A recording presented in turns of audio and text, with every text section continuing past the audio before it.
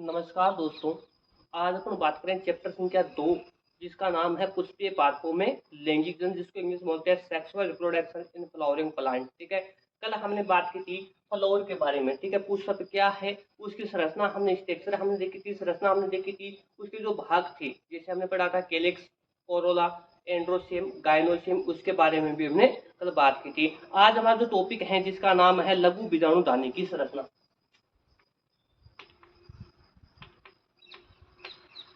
लघु बीजाणुधानी की संरचना।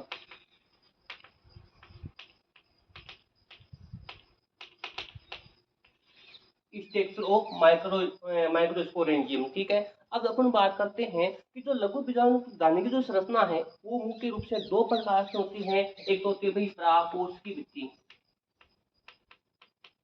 परागकोश की भित्ति, और दूसरा होता भाई लघु बीजाणु जनन कोशिका, लघु बीजाणु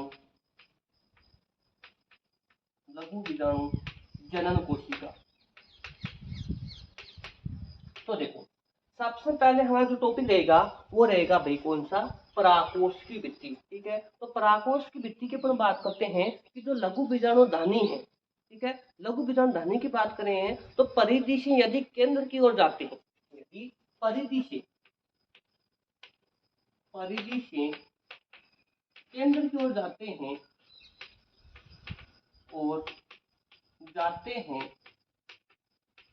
ठीक है, यदि हम परिधि से केंद्र की ओर जाते हैं तो अपने को भाई चार भाग दिखाई देते हैं, चार भाग अपने को दिखाई देते हैं। ठीक है, इसमें जो लघु बीजाणुधानी है उसमें एंट्री करते हैं, प्रवेश करते हैं, किससे, परिधि से केंद्र की ओर। अब मान लो ये जो भाग है उसको तो अपन बोलेंगे भाई कौन सा, परिधि वाला भाग। ये जो पॉइंट है उसको बोलेंगे केंद्र वाला भाग। तो ये तो हो गया भाई परिधि वाला भाग, ये कौन सा हो गया भाई, केंद्र वाला भाग। तो परिधि से किसकी ओर जा रहे हैं, केंद्र की ओर जा रहे हैं, तो अपने को इसमें कितने भाग दिखाई देंगे, चार भाग दिखाई देंगे। किसमें भी, परागकोश की भित्ति की अपन बात करें। अब चार भाग कौन कौन से उसके बारे में अपन बात करते हैं। तो देखो, चार भाग, बाह्य त्वचा जिसको बोलते हैं एपिडर्मिस, दूसरा बोलते हैं अंतर्स्टीशियम,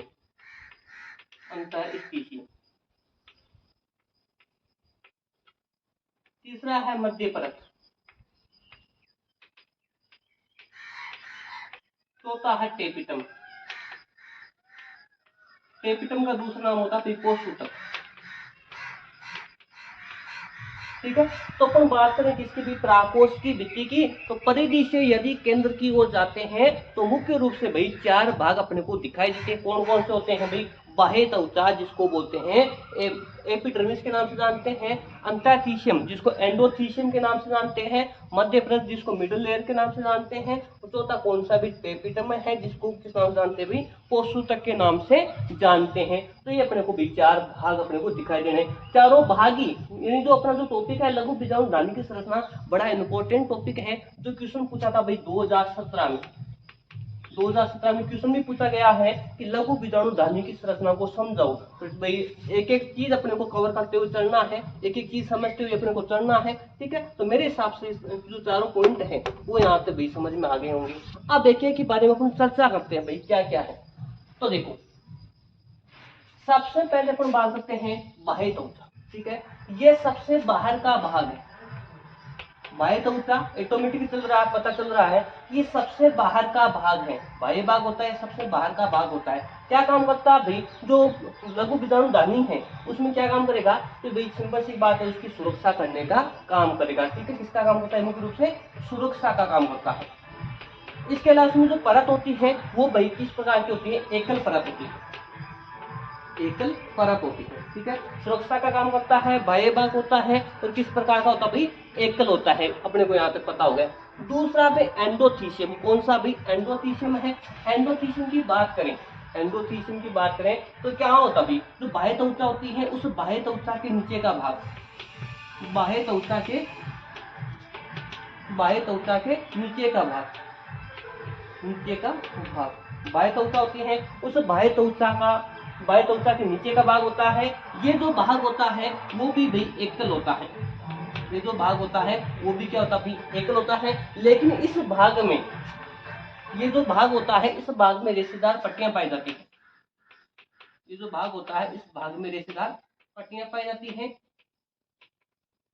ठीक है, ये जो पट्टियां पाई जाती हैं वो किस प्रकार की होती है भाई, यू आकार की। ठीक है, ये जो भाग होता है इस भाग में रेशेदार पट्टियां पाई जाती हैं। ये जो रेशेदार पट्टियां होती है वो किस आकार की होती है भाई, यू आकार की होती हैं। ठीक है, कभी कभी क्या होता है कि जो पट्टियां होती हैं इन पट्टियों में क्या नहीं होता भाई, कभी कभी ये जो पट्टियां होती हैं, जो मान लो एक संरचना बता रहा हूं मैं, ये देखो भाई इस प्रकार से संरचना। ठीक है, ये क्या भाई रेशेदार पट्टियां हैं। इस रेशेदार पट्टियां किस आकार की भाई, यू आकार की होती है। अब कभी कभी ये जो रेशेदार पट्टियां इसमें मान नहीं पाई जाती, कभी कभी क्या नहीं पाई जाती, रेशेदार पट्टियां नहीं पाई जाती हैं। ठीक है, नहीं पाए जाने के कारण इसको किस नाम से जानते हैं, स्टोमियम के नाम से। कभी कभी इसमें जो रेशेदार पट्टियां हैं वो नहीं पाई जाती हैं, और रेशेदार पट्टियां नहीं पाए जाने के कारण इसको किस नाम से जानते हैं, स्टोमियम के नाम से जानते हैं। और यहीं से क्या होता है भाई, जो अपन बोल सकते हैं भाई स्फुटन होता है मुख्य रूप से। यहीं से क्या होता है, मुख्य रूप से स्फुटन होता है। तो आप लोग को ये भाई इंपॉर्टेंट टॉपिक है, जो अगर कुछ अलग से पूछ ले एक नंबर का कि एंडोथीशियम क्या है, तो बता देना भाई त्वचा के अंदर का भाग होता है, एकल होता है। ठीक है, किसका जमा होता है इसमें, एल्फा सेलुलोज का जमा होता है, एल्फा सेलुलोज। इसमें भाई एल्फा सेलुलोज का जमा होता है, और जमा होने के कारण इसमें क्या बन जाती है, रेशेदार पट्टियां बनेगी। और जो रेशेदार पट्टियां बनेगी वो किस आकार की बनेगी, यू आकार की। ठीक है, कभी कभी इसमें जो रेशेदार पट्टियां होती हैं उसमें भाई परत का निर्माण नहीं होता है, ये रेशेदार पट्टियां नहीं बन पाती हैं, नहीं बन पाती है तो उसको किस नाम से जानते हैं भाई, स्टोमियम के नाम से जानते हैं। और यहीं से क्या होता है भाई, स्फुटन वगैरह होता है। तो ये कौन सा भाग हो गया भाई, एंडोथीशियम। ठीक है, अगला है मध्य परत, यहाँ से मैं उठा रहा हूँ भाई।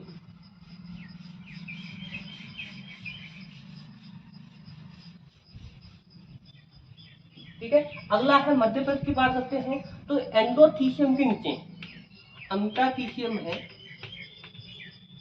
अंटाथीशियम है, इसके नीचे अंटाथीशियम के काम पे होता भाई नीचे की ओर होता है। लेकिन ये जो परत होती है वो 1 से 3 परतों की बनी होती है। ये जो परत होती है वो 1 से 3 परतों की बनी होती है। ठीक है, और ये क्या होती है, मुख्य रूप से अल्पकालिक होती है। ये मुख्य रूप से क्या होती है भाई, अल्पकालिक होती है। और इसका जो काम होता है वो बीजाणु होते हैं, इस बीजाणुओं को पोषण प्रदान करना, बीजाणुओं को पोषण प्रदान करना। इसका जो मुख्य काम होता है वो बीजाणुओं को पोषण प्रदान करना। उसके बाद में क्या हो जाती है भाई, नष्ट हो जाती है। ठीक है, तो मध्य परत समझ में आ गई कि एंडोथीशियम है उसके नीचे की परत होती है, 1 से 3 परतों की बनी होती है, अल्पकालिक होती है। और जो लघु बीजाणु है उनको क्या करते हैं भाई, पोषण वगैरह प्रदान करती है। उसके बाद में क्या हो जाती है, नष्ट हो जाती है। उसको बोलते हैं मध्य परत के नाम से जानते हैं। ठीक है, चौथा है भाई टेपिटम। टेपिटम की बात करें तो ये क्या होता है भाई, आंतरिक परत होती है। क्या होती है भाई, आंतरिक परत होती है। ठीक है, दूसरा ये क्या होती है भाई, आंतरिक परत, आंतरिक परत होती है। अब आंतरिक परत होने के कारण होती तो है, लेकिन जो लघु बीजाणु कोशिका है उस लघु बीजाणु कोशिका को चारों ओर से घेरे रखने का जो काम है, लघु बीजाणु कोशिका है, लघु बीजाणु कोशिका, लघु बीजाणु जन्म कोशिका है, उस लघु बीजाणु जन्म कोशिका को चारों ओर से घेरे रखने का जो काम है, लघु बीजाणु जन्म कोशिका है उसको उसको चारों ओर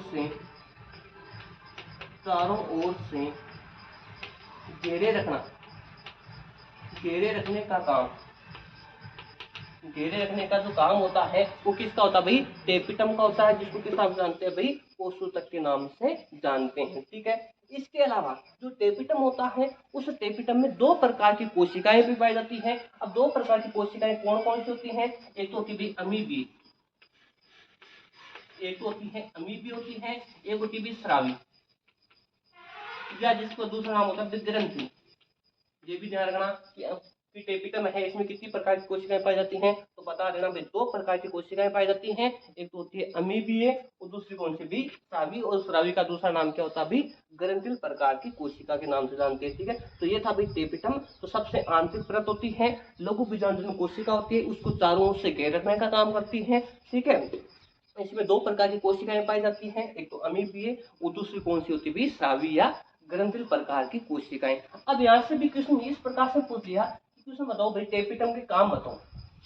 यदि टेपिटम के कार्य पूछे, टेपिटम के कार्य, तो टेपिटम का काम क्या है, एक तो जो लघु बीजाणु है, लघु बीजाणु है, उन लघु बीजाणुओं को क्या देना भाई, पोषण प्रदान करना, लघु बीजाणु को पोषण प्रदान करना।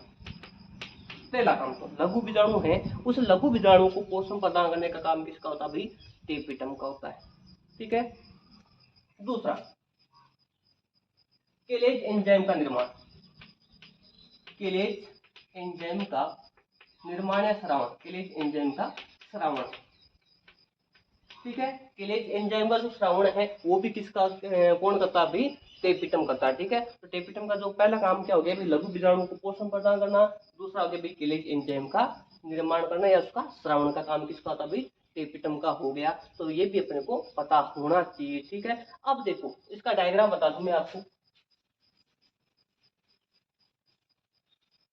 देखो ये जो संरचना अपन बना रहे हैं उसके अपन मतलब किसकी भाई, लघु बीजाणु धानी की बता रहे हैं। तो ये क्या भाई, सबसे बाहरी भाग क्या है, सबसे बाहरी भाग है, और क्या भाई, एकल है, सबसे बाहरी भाग है, एकल है। तो इसके अंदर जितने भी भाग है उन सभी की क्या करता है भाई, सुरक्षा करता है। उसको किस नाम से जानते हैं, बाह्य त्वचा के नाम से या एपिडर्मिस के नाम से भी उसको जानते हैं।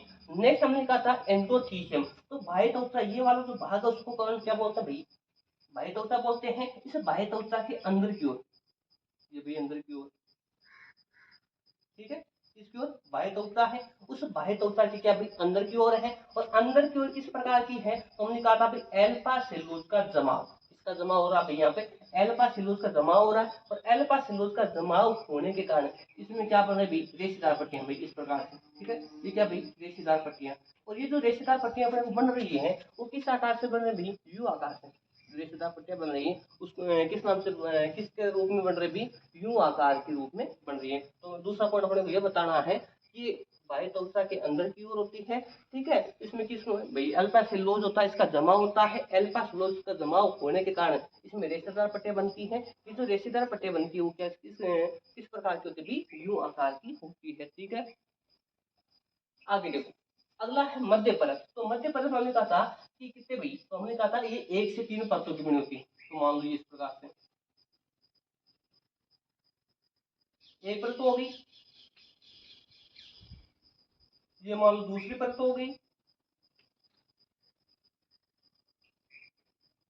ठीक है, इस प्रकार से मान लो कौन सी होगी 3 परत। हमने कहा 1 से 3 परतों की बनी होती है। तो एक की भी हो सकती है और अधिकतम कितनी की, 3 की। तो 1 2 3 हमने कहा था कि 1 से 3 परतों की बनी होती है। ठीक है। ठीक है, इसके अलावा क्या काम करती है कि जो लघु बीजाणु है उनको क्या काम कर रही है भाई, पोषण प्रदान करती है। और ये क्या होती है भाई, अल्पकालिक यानी पोषण वगैरह, ये मानो कौन है भाई,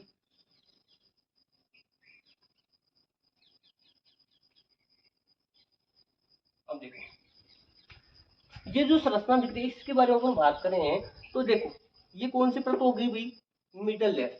ठीक है, मिडल लेयर मध्य परत हो गई। अब जो मध्य परत होगी क्या काम करती है कि जो लघु बीजाणु अपने को दिख रहे हैं, इस लघु बीजाणु को क्या काम करती है भाई, पोषण दे देती है। उसके बाद में क्या करती है भाई, नष्ट हो जाती है। ठीक है, इसके बाद में कौन भाई, टेपिटम। तो ये जो अंदर की ओर अपने को जो भाग दिख रहा है, अंदर की ओर जो भाग है उसको किस नाम से जानते हैं, लघु बीजाणु जन्म कोशिका के नाम से।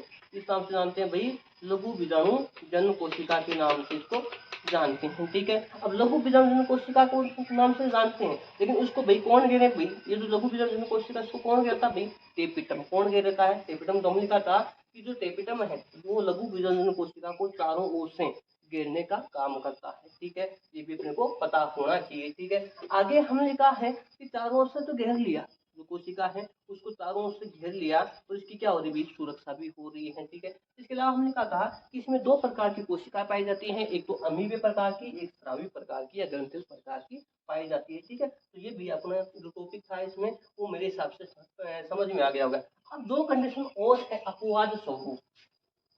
कभी कभी क्या होता है कि जो स्रावी टेपिटम,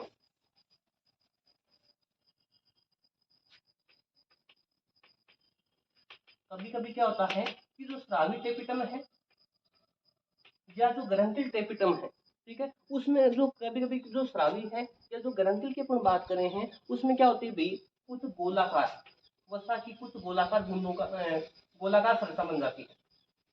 वसा की गोलाकार वसा की गोलाकार संरचना का निर्माण हो जाता है। संरचना का निर्माण हो जाता है या होता है, जिसे प्रोइबिस काय कहते हैं। जिसे प्रोइबिस काय कहते हैं।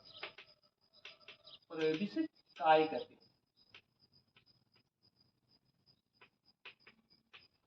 ठीक है। कि क्या होता है कि कभी कभी जो स्रावी है या जो ग्रंथिल टेपिटम है, उसमें क्या होती है, वसा की कुछ गोलाकार संरचना बन जाती है। उस गोलाकार संरचनाओं को किस नाम से जानते हैं, प्रोइबिस काय के नाम से जानते हैं। ये जो प्रोइबिस काय है, इसके ऊपर यदि स्पोरोपोलिन का जमाव हो जाता है, स्पोरोपोलिन, इस पर यदि स्पोरोपोलिन का क्या हो गया भाई, जमाव, स्पोरोपोलिन का क्या हो गया, जमाव हो गया। और जमाव होने के कारण ये जो प्रोइबिस काय है वो किस में कन्वर्ट हो जाता है भाई, यूबिस काय में बदल जाता है। यूबिस काय में बदल जाता है। तो ये भी अपने को पता होना चाहिए। ठीक है। कभी कभी क्या होते हैं कि जो परागकोश है, कभी कभी क्या होता है कि जो परागकोश है, ठीक है, इस परागकोश में किसका निर्माण होता है भाई, परागकण का।